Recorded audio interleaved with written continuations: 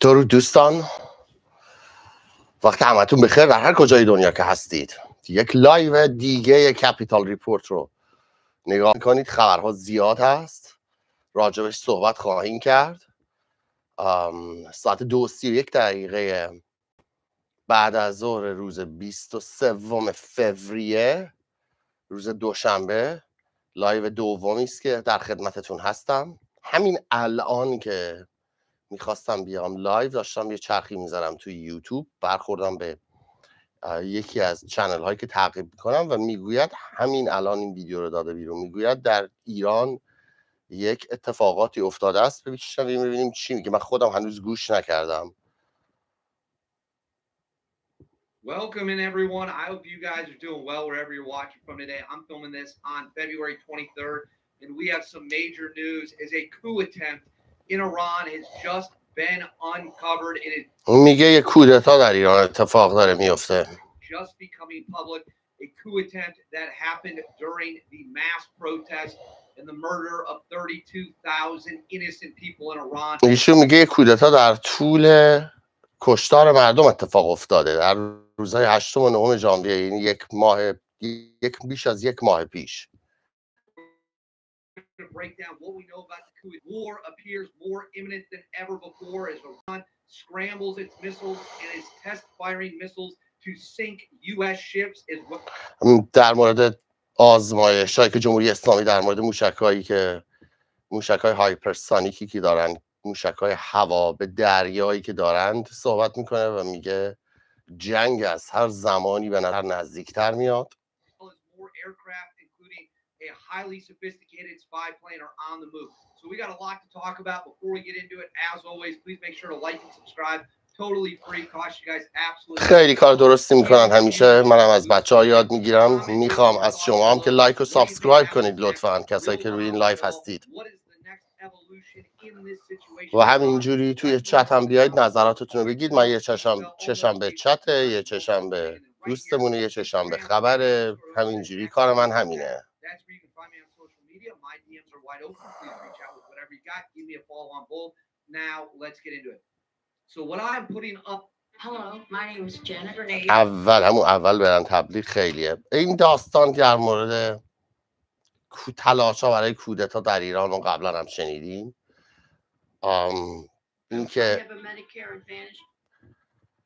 اینکه در جمهوری اسلامی روحانی تلاش کرده است که یک سری از سپاهی‌ها رو دور خودش جلب کنه. حالا من هنوز میگم این ویدیو رو نشنیدم و ندیدم اصلا. همین الان ویدیو آماده بیرون و جزء تحلیلگرایی است که تعقیب میکنم. مخصوصا در زمینه نظامی اطلاعاتش از اول خودش ارتشی بوده و آزمایش‌هایی که الان داره انجام میده جمهوری اسلامی. امروز در ضمن راجع به جلسه‌ای که آقای ترامپ داشته روز چهارشنبه هفته قبل با رئیس ستاد مشترک ارتش آمریکا، وزیر جنگ، معاون خودش و چندین تن از مشاورانش، یک جلسه‌ای داشتن روز چهارشنبه. راجع به اونم صحبت خواهیم کرد. راجع به صحبت‌ها و گفتگوهایی که ویتکاف هم داشته و کوشنر با آقای ترامپ هم، راجع به اونم صحبت خواهیم کرد. بنابراین بشینید این لایو رو از دست ندید و تا آخر ادامه بدید. برگردیم ببینیم این چیزی که راجع به کودتا میگه. من میخوام بفهمم چیه.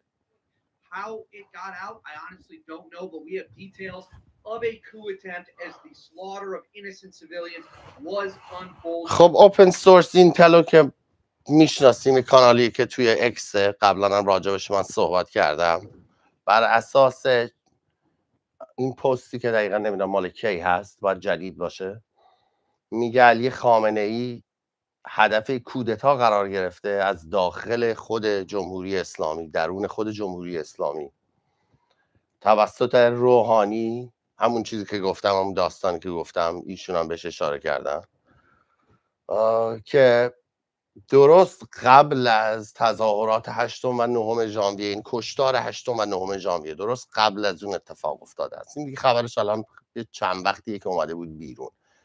من فکر کردم شاید یه اتفاقی الان داره میفته، چون همین الان این ویدیو رو گذاشته بود، از توش دیگه میایم بیرون. میدونید احتمالاً این خبره. یه خورده دیگه شو میخونم اگه نمیدونید که بفهمید چه خبره. از داخل ایران نشریه فیگارو هم گزارش داده از فرانسه که شب هفتم ژانویه حسن روحانی با یک سری از افراد دولت سابقش مثل ظریف و یک سری از آیت الله ها از قم و افرادی که در سپاه بودند در روز هفتم سعی کردن که یک کودتای راه بندازن و به فیگارو گفتن که هدفشون این بود که علی خامنه ای رو از کار برکنار کنن، ولی خب شکست خورده به خاطر اینکه از طرف علی لاریجانی حمایت نشده.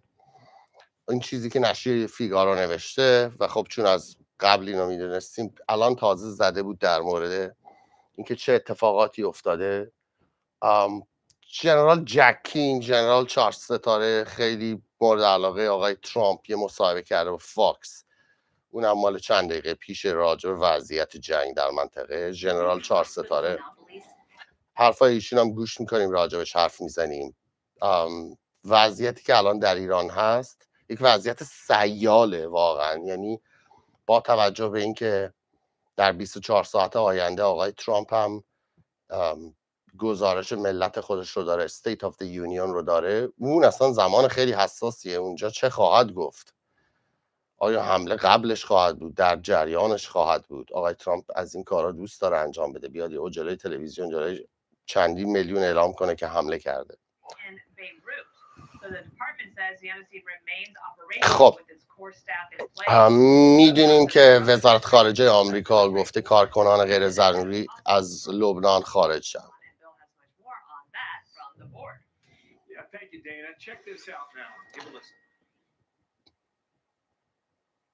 On building out a nuclear program. This is their prophecy that says, no, we're not going to capitulate to the infidels, to the big Satan, the United States of America. So مایک پامپئو میبینید توی برنامه آقای گاودی در فاکس نیوز بوده که ایشون، آقای گاودی هم خودش زمانی نماینده مجلس بود. آقای پامپئو میگه جمهوری اسلامی تسلیم نخواهد شد و در مقابل اون چیزی که ایشون تو گیومه میذاره میگه کفار، جمهوری اسلامی میگه در مقابل کفار تسلیم نمیشه. I'm unsurprised that they haven't agreed to the basic ask we have, which is like just behave like a normal nation.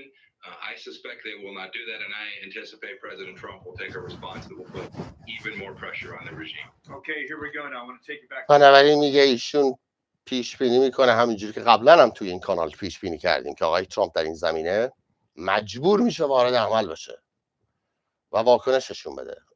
آقای پومپئو هم الان گفت آقای ترامپ رو مجبور میکنن که واکنششون بده، چون جمهوری اسلامی قبول نخواهد کرد هیچ کدوم از این شرط‌هایی که آمریکایی‌ها گذاشتن رو، برای اینکه کشور نرمال باشن رو نمیپذیرند.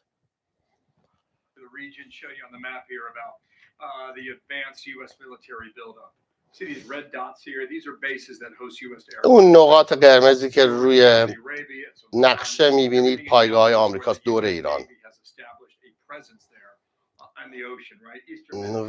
و جاهایی که ناوهای هواپیمابر آمریکایی و نفتکش‌های ناوشکن‌های آمریکایی دور و بر ایران قرار گرفتن.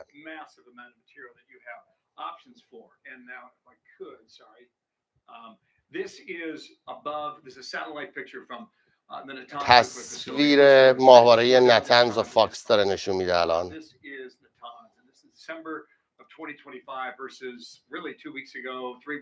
دو تا عکس گذاشته مقایسه کرده. اون جایی که دورشو قرمز گذاشت جایی که بهش حمله شده بود.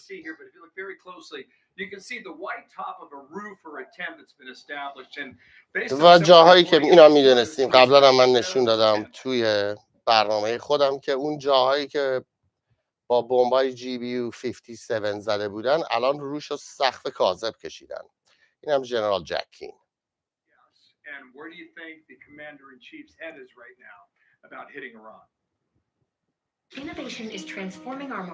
تبلیغ پشت تبلیغ. جنرال جکین کسیه که با شرکت‌های برتر اسلحه سازی آمریکا هم خیلی کار میکنه. اطلاعاتش در مورد سلاح‌ها و تکنولوژی‌هایی که آمریکا داره خیلی آپدیت با اینکه دیگه تو ارتش نیست، مدت هاست بازنشسته است، فکر میکنم حداقل 10 سال بازنشسته است و خیلی هم با آقای ترامپ نزدیکه. همیشه رابطه خیلی خوبی داشته، حتی اون موقعی که آقای ترامپ تو سیاست نبود من یادم جاهایی دیده بودمشون با هم دیگه. You never want to hear from your doctor. Okay. Well, first of all, on the sites that we certainly destroyed, what Iran has been doing is attempting to assess how much damage can they recover that site. Is it really worth the effort? میگه اتفاق اولی که افتاده اینه که بعد از اینکه ما تأسیسات هسته‌ایشون رو به درستی کامل نابود کردیم، الان جمهوری اسلامی به نظر میاد که یه سری سقف‌های کاذب زده اونجا، برن اون زیر ببینن که چقدر خسارت وارد شده و اصلا ارزش اینو داره که بخوان احیاش بکنن یا نه. Also publicly reported, we know they're looking at another site that we did not hit. It was not a nuclear site, so they can actually develop new capability at that site. سایت چهارم هم ما میدونستیم وجود داره همیشه، یه سایتی که جمهوری اسلامی درست تو همون بحبوحه فکر میکنم جنگ 12 روزه یا قبلش اعلام کرد که اونجا هم یه سری آبشارهای سانتریفیوژ قرار بوده نصب بکنن و الان جنرال جکین میگه که این سایت رو دارن فعال میکنن. We're tracking all of this. The Israelis are tracking it, and we're tracking it. And believe me, we're not going to let them get too far advanced any place without having to either one, they voluntarily stop work through negotiations and agree to a substantive deal, or two, that it would be on the target list in addition to a very comprehensive target list. میگه ما رصد میکنیم، اسرائیلی هم به دقت رصد میکنن و به شما قول میدن اجازه نخواهیم داد به مراحل پیشرفته برسه این سایت جدید اتمی که جمهوری اسلامی الان داره سانتریفیوژ توش میذاره. گفت ممکنه، جنرال جکین میگه ممکنه یک حمله محدود باشه به همین سایت یا همه تأسیسات دیگر رو دوباره مورد هدف قرار بدن و تمام اون تأسیسات هم دوباره سعی کنن نقاطی هم که باقی مونده نابود بکنند یا حتی از این هم فراتر بره و تبدیل بشه به یک جنگی که اهداف بسیار زیادی داره.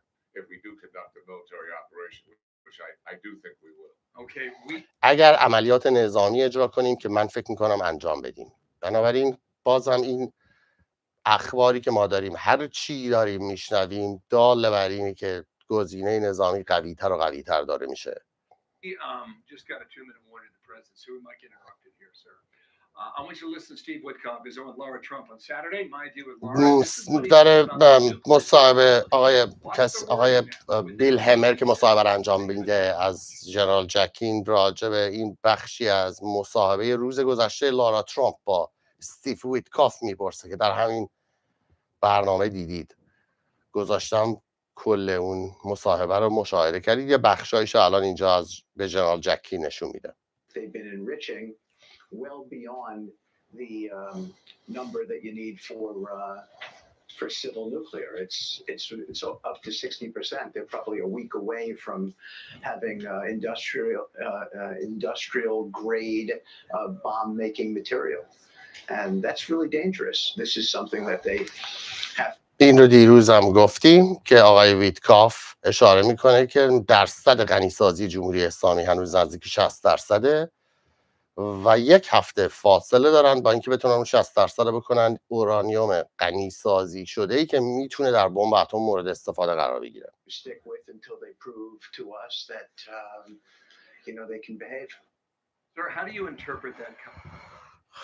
و جمله آخرش مبهم و گیج کننده است خورده. میگه باید با دولت ترامپ همکاری بکنن تا زمانی که ما باور کنیم که سیستم‌های راستی آزمایی وجود داره.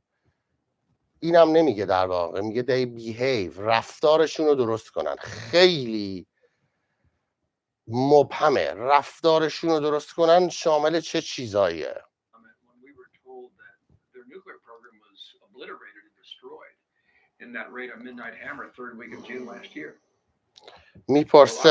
میپرسه که آقای ترامپ ادعا کرده بود که در عملیات چکشی نیمه شب تمام برنامه هسته ایران کامل نابود شده و الان استیو ویتکاف نمایندش میگه نه، هنوز یه مقداریش باقی مونده. اینو چطور توضیح میدی؟ basis for that is, but certainly if that's the case, that there still would be months away. Getting actually to weapons grade is 90%. To go from anything north of 20 to 90 doesn't take that much time. But listen to what the absurdity of all this. They sit across from our negotiators and say, we are not building a nuclear weapon. آقای جنرال جکین توضیح میده که ساختن اون اورانیوم غنی شده 90% برای اینکه در بمب اتم استفاده بشه، درسته که یک هفته باش فاصله دارن، ولی اونو بخوام بکنن توی کلاهک و بعد بخوان پرتابش کنن چندین و چند ماه باهاش فاصله دارن. ولی میگه اینا رو ول کن، ببین این بچگانه بودن این سیستمی که ما میشینیم با اینا مذاکره میکنیم و اینا در یک مذاکره غیر مستقیم میشینن میگن ما نمیخوایم بمب اتم بسازیم. The enriched uranium you need just for civil nuclear power is 3 to 5%. اورانیومی که برای مصارف غیر نظامی احتیاج دارن غنی کنن 3 تا 5% بیشتر احتیاج نیست غنی سازی کنن. 60% خیلی بالاتر از 3 تا 5% مصارف غیر نظامیه. They are way beyond that, and they have sites buried underneath the ground, but yet they lie and lie. So why would we ever agree to a deal with these people when we know they're lying to us right now? They've lied to us for the last 46 years, and they will continue to lie and cheat. و بعد نتیجه گیری میکنه که بنابراین میان سر میز مذاکره مش دروغ تحویل میدن و میگه ما چرا باید اصلا همچین آدمایی رو بخوایم حرفشون رو قبول بکنیم، قبول داشته باشیم که این چیزی که میگن انجام میدن. چجوری میتونیم راستی آزمایش کنیم؟ چه راهی وجود داره ما بفهمیم اینا همش تقلب میکنن؟ In my judgment, we should do nothing to extend the life of this regime when we have an historic opportunity right now, given it's so weak and fragile, to finally set the conditions for a regime collapse. We have never been in this position in 46 years. میگه به نظر من تنها کاری که باید بکنیم اینه که به هیچ وجه اجازه ندیم که عمر رژیم جمهوری اسلامی بیش از این ادامه پیدا بکنه. در این وضعیتی که قرار دارن هیچ وقت نبودن، هیچ وقت به این ضعیفی نبودن، هیچ وقت آمریکا به این نزدیکی نبوده برای اینکه ارادهش رو وجود داشته باشه برای تغییر رژیم در ایران. And the only reason we're in this position because of Netanyahu and Trump, the 12-day war, and what they did to weaken Iran, not just militarily, but psychologically, politically, and as we all know, they're already in a tank economically. This is a و میگه تمامش هم به خاطری که ترامپ و نتانیاهو جنگ 12 روزه رو علیهشون راه انداختند و ضربه نه تنها نظامی بهشون زدن، ضربه روانی بزرگی بهشون زدن، ضربه سیاسی بزرگی بهشون زدن و همینطور که میدونیم ضربه اقتصادی بسیار بدی بهشون زدن در حالی که اقتصادشون هنوز در سقوط آزاده. fragile, vulnerable nation that does have some retaliation capability. I'm not dismissive of that. And that's why we're putting resources in the region to protect our bases and to protect Israel. میگه الان در ضعیف ترین حالتشه و من کتمان نمی کنم که یک سری قابلیت ها داره برای که بخواد آفند انجام بده، ولی دلیل این که این همه پدافند ما آوردیم در منطقه همینه که قابلیت های آفندی جمهوری اسلامی رو بتونیم جلوش وایسیم. But the historic opportunity is here. It is right in front of us, and that's why I think it's the preferred option. If we get this regime to collapse and we start working with another regime, like we're doing in Venezuela, people that we can bend to our will, we have the opportunity for peace and stability that could be enduring for decades to come. خب نظر حالا فعلا متفاوت هست دیگه. ایشون میگه اگر ما بتونیم باعث این بشیم که رژیم فرو بریزه، باعث بشیم فروپاشی رژیم جمهوری اسلامی تسریع بشه، از این فرصت تاریخی استفاده کنیم و یه کاری کنیم رژیم جمهوری اسلامی فرو بپاشه. ولی بقیهش چیزی که میگه حالا نظر شخصی خودشه، ولی یکی از سناریوهای محتمله. میگه کاری بکنیم که این رژیم به اراده ما پاسخ بده و تغییر رفتار بده، مدل اون چیزی که در ونزوئلا اجرا کردیم و الان میبینیم دولت ونزوئلا همه خواسته های آمریکایی‌ها رو داره انجام میده. و این هم یک سناریویی که از چند روز پیش راجبش تو این برنامه صحبت کردیم، حملات محدودی که باعث بشه جمهوری اسلامی تغییر رفتار بده.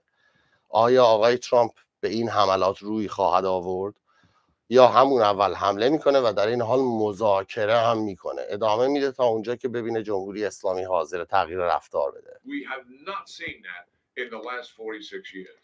Oh, That is what is in front of us. Yeah, you're dealing with I'll try and squeeze one more in here. You're dealing with a leader who's be 87 years old in April, and he's driven by theology.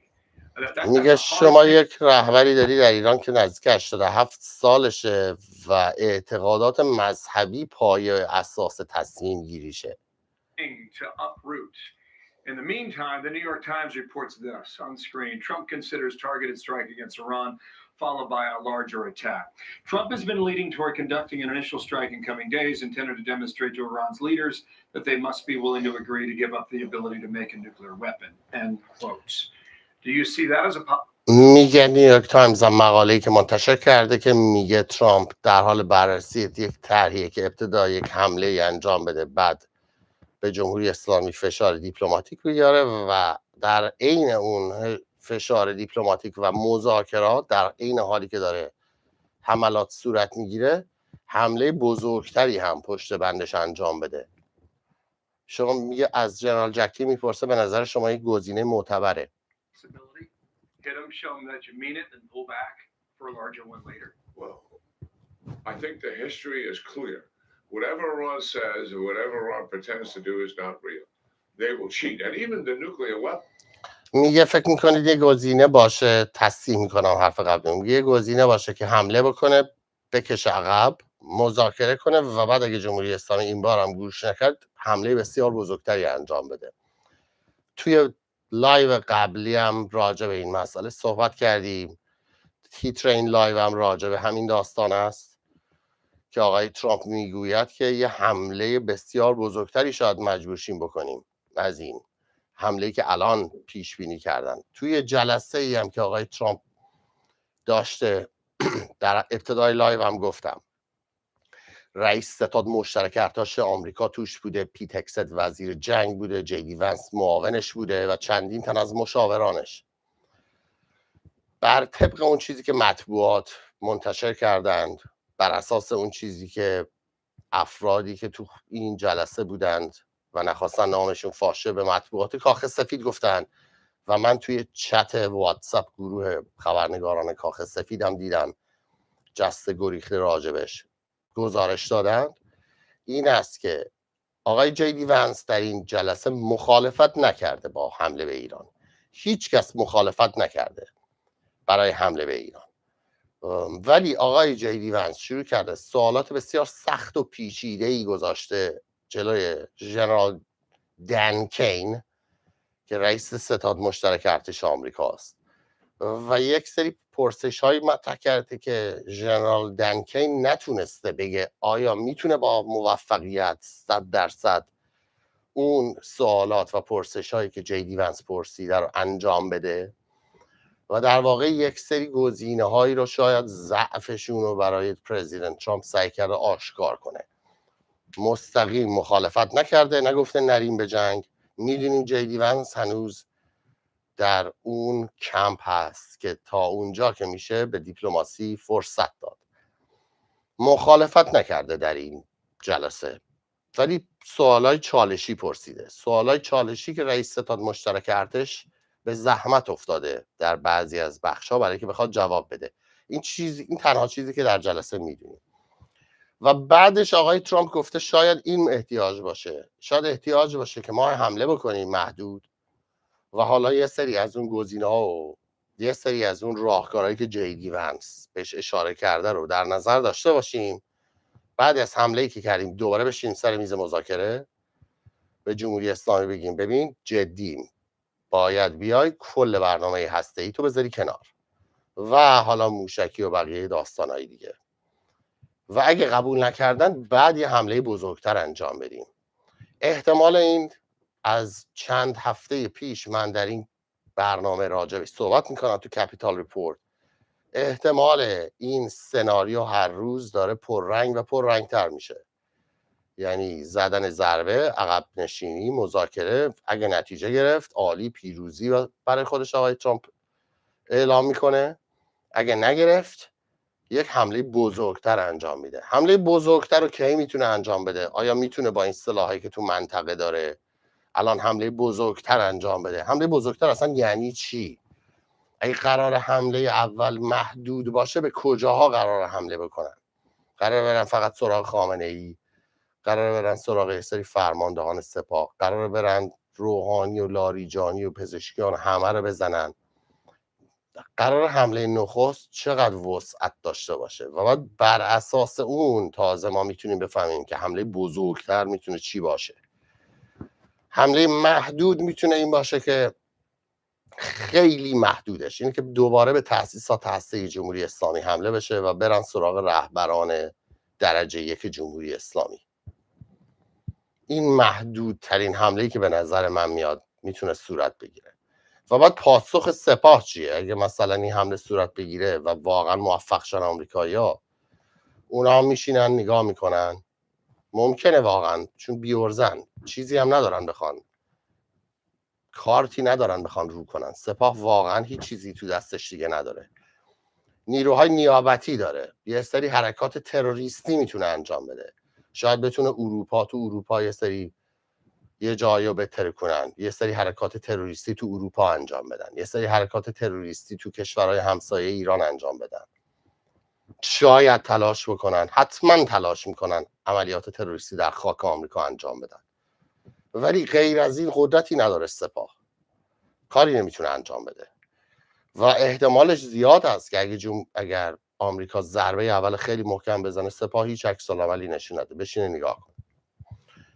ولی احتمال اندکی هم وجود داره که حمله کنه، سپاه شروع کنه موشک پراکنی. اونجوری دیگه اصلا چیزی دیگه نمیشه جلوشون رو گرفت. دیگه میره به سمت خود به خود میره به سمت اینکه برن سراغ تغییر رژیم به طور کامل. دیگه مذاکره هم اونجا در کار نخواهد بود. اصلا اونجا مستقیم میرن از دنده 4 به 1 معکوس. و در همچین سناریویی که جمهوری اسلامی فرو میپاشه، در سناریویی که یک حمله بزرگتر صورت بگیره، از ابتدا هم که ناو ابراهام لینکلن رو فرستادن به منطقه، من گفتم این میزان کمه. یه ناو هواپیمابر، ناوگروه، 10 تا ناو، الان ناو هواپیمابر دوم و 10 تا ناو بازم کمه برای یه حمله‌ای که بخواد باعث بشه شما بخواید وسعت ایران رو کاور کنید. و اگه بخواید باعث فروپاشی نظام بشید، یعنی باید بکوب بزنید، 20-28 روز هم جایی بزنید که نتونن از جاشون تکون بخورن، مجبورشن با کبوتر نامه‌بر واسه هم دیگه پیغام ارسال کنن، تمام ارتباطاتشون قطع شه مدت طولانی، و تازه بعد از اون نیرو باید پیاده کنید. من واقعا نمیبینم، خیلی سخته رژیم کاملا از بین بره بدون ورود نیروی زمینی از طریق آمریکایی ها یا اسرائیل، چون در هر سناریوی دیگه ای بالاخره یک بخشی از سپاه کودتا میکنه، قدرت رو در دست میگیره. حالا میشه همون آش و همون کاسه یه مقدار لایت تر. این چیزی نیست که مردم بخوان که یه بخش دیگه ای از جمهوری اسلامی بیاد حکومت رو بگیره. محتمله این اتفاق الان داره میفته در ونزوئلا. یه بخشی از حکومت مادورو باقی مونده، 1 نفر بود، کشیدنش پایین، تمام اون فشارها و تمام اون سیاست‌های اشتباه و تمام اون وضعیت بد مدیریتی به خاطر مادورو بود. 1 نفر بود، گرفتنش، کشیدنش بیرون. دلسی رودریگز همون آدمیه که معاون مادورو بوده، سیستم هم همونه، ولی به خاطر که 1 نفر رفته الان دیگه سیستم از لحاظ روانی کاملا از هم پاشیده. هرچی آمریکایی‌ها گفتن قبول کردن، هر کاری میخوان بکنن اول زنگ میزنن واشنگتن، دیگه به مسکو و پکن زنگ نمیزنن. با جمهوری اسلامی رابطهشون رو حداقل کردن، با روسا همینطور، به کوبا دیگه نفت نمیفرستن. یه سری بدهیایی که با جهان دارن و به امریکا دارن الان دارن به صورت نفت پرداخت میکنن. تغییر رفتار به نظر واشنگتن این موفقیته. ولی اگر همچی اتفاقی تو ایران بیفته، آیا برای مردم ایران هم موفقیت؟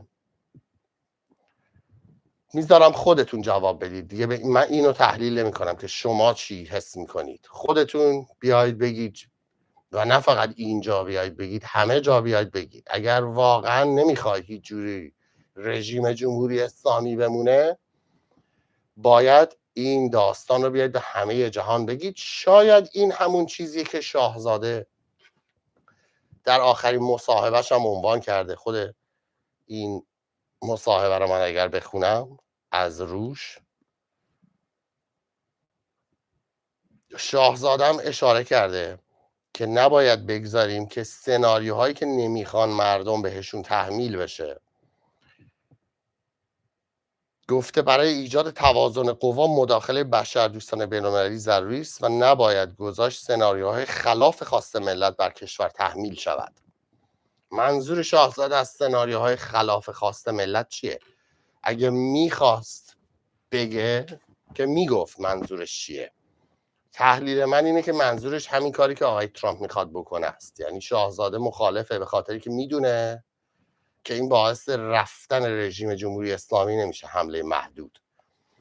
حمله محدود یک بخش دیگری از جمهوری اسلامی رو میاد به قدرت میرسونه و این لزوما نه چیزیه که مردم بخوان نه شاهزاده بخواد. ممکنه واشنگتن به یک سری از اهدافش برسه. من بازم بعید میدونم که به هیچ بخشی از نظام جمهوری اسلامی بشه اعتماد کرد. یعنی فکر آقای ترامپ به نظر من، چیزی که من میشناسمشون، تحلیل گات فیلینگ خودمه، حس درونی خودمه، به نظر من الان ممکنه فکر کنه که همون کاری که با ونزوئلا کرد میتونه با ایران انجام بده. ولی رژیم جمهوری اسلامی خیلی افتضاح‌تر از ونزوئلا است و خیلی جنایتکارتر، سابقه طولانی‌تر، به شدت مخالف غرب. بالاخره ونزوئلا هر چی باشه کشور مسیحیه. تهش یه سری از ارزش‌ها بین ونزوئلا و آمریکا بای دیفالت یکیه، ولی با جمهوری اسلامی نیست. اینا همینجوری که مایک پومپئو گفت به غربی ها میگن کفار، اصلا نمیشه باهاشون کار کرد هیچ جوره. ممکنه آقای ترامپ توی ذهن خودش این فکر کرده باشه که میتونه همون کاری رو که با ونزوئلا میکنه با جمهوری اسلامی هم انجام بده. ولی من بعید میدونم. به هیچ وجه جمهوری اسلامی هیچ بخشش قابل اطمینان نیست، به هیچ حرفیشون نمیشه اطمینان کرد و مجبور میشه در نهایت بره به سمت گزینه تسلیم شدن. یعنی راه دیگه ای نیست. اگر واقعا قراره که اون کارهایی که آمریکایی‌ها میگن انجام بده جمهوری اسلامی، یکی باید بره اونجا چکشون کنه. چجوری میشه این قضیه رو به سپاه خوروند که همه سابقه عمرشون بر پایه دروغ و نیرنگه و کار خودشون رو زیرکی انجام دادن؟ به هیچ وجه نمیشه بهش اعتماد کرد. بنابراین من فکر میکنم وارد این جنگ خواهد شد. یه سری ایده هم الان دارن همه ملت، توی کابینه هم یه سری ایده دارن واسه خودشون. بعد میرن توی جنگ میبینن انجام شدنی نیست، مجبور میشن تا تهش برن. من فکر نمیکنم راه دیگه ای وجود داشته باشه غیر از تغییر رژیم در ایران، غیر از فروپاشی کامل رژیم جمهوری اسلامی. هیچ کدومشون، نه آخوند، نه سپاهی، نه اصلاح طلب، نه هیچ کدومشون در آینده دولت آینده ایران، مخصوصا مدیرای رده بالا، به هیچ وجه نباید نقش داشته باشن. کاملا یک رژیم جدید باید بیاد. این چیزی که من فکر میکنم و شما هم هر چیزی که فکر میکنید بیایید اینجا و جاهای دیگه توی سوشال میدیا بگید که مردم دنیا بشنون. بازم میگم مردم دنیا از ایرانیا بشنون که حملات محدود، جایگزین کردن جمهوری اسلامی با جمهوری اسلامی مد نظر مردم ایران نیست. واقعا اگر این نظرتون هست بیایید این رو عنوان کنید که همه مردم دنیا هم بشنون. و الان هم گزینه هایی که آقای ترامپ داره همینجور گزینه پشت گزینه است. یعنی دستش خیلی بازه، خیلی گزینه داره. میتونه آروم شروع کنه، بعد تندترش کنه، میتونه با سرعت 10 شروع کنه، بعد بیاره رو سرعت 2، بعد ببره رو سرعت 45.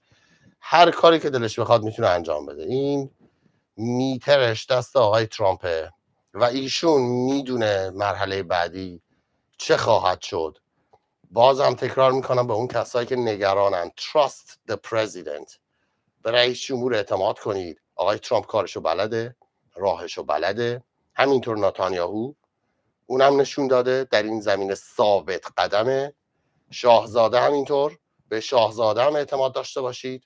حرفایی که میزنه بسیار سیاسیه، خیلی توی مود دیپلماتیک فرو رفته، کاملا جملاتش سنجیده است، کوتاه.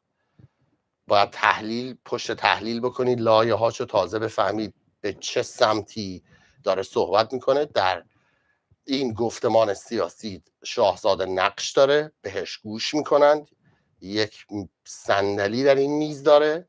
اون تنها کسیه که میتونه آینده ایران رو رقم بزنه همون جوری که مردم ایران میخوان. یعنی مردم ایران صندلیشون شاهزاده است. در این میز، در این گفتمان سیاسی که سروران و صاحبان دنیا نشستن راجع به سرنوشت ایران صحبت میکنند، یک صندلی شاهزاده داره، نماینده مردم ایرانه. و این تنها امیدی که مردم ایران دارن به نظر من، برای اینکه بخوان به یه آینده‌ای برسن که کاملا متفاوت باشه از جمهوری اسلامی. دم همتون گرم که تا اینجا تو لایف هستید. 4857 نفر. به من سریع بگیر از کدوم شهرید. رامیان شهر نشنیده بودم. فرانکفورت، درستن، اوترخت، رشت، شاهرود، تبس، فردیس، کرج، فرانکفورت، خرم‌آباد، لاس وگاس، دبی، گرمسار، هانوفر، پردیس، سوفیا، ارومیه، هالیفکس، علی گودرز، اکباتان، ایالت خودمختار اکباتان میگن، تورانتو، سلسبیل، تهران، ملایر، شاهی، مازندران، شهسوار، ترکیه، سعادت آباد، تبریز، کرمانشاه، یزد، شیراز، کاشانی، تهران، کازرون، دسفول، درود، بخم، شیراز، چناران، قزوین، شهریار، قائن، مراغه، بانکوک، تهران، کوهدشت. دم همتون گرم بچه‌ها. مرسی از اینکه یه برنامه دیگه با کپیتال ریپورت بودید. فردا برمیگردم. خبرهای درجه 1 از این کانال. همیشه میتونید داغ‌ترین اخبار رو تعقیب بکنید. با امید اینکه به زودی ایران آزاد بشه، با امید آزادی ایران و پیروزی مردم ایران. بدرود.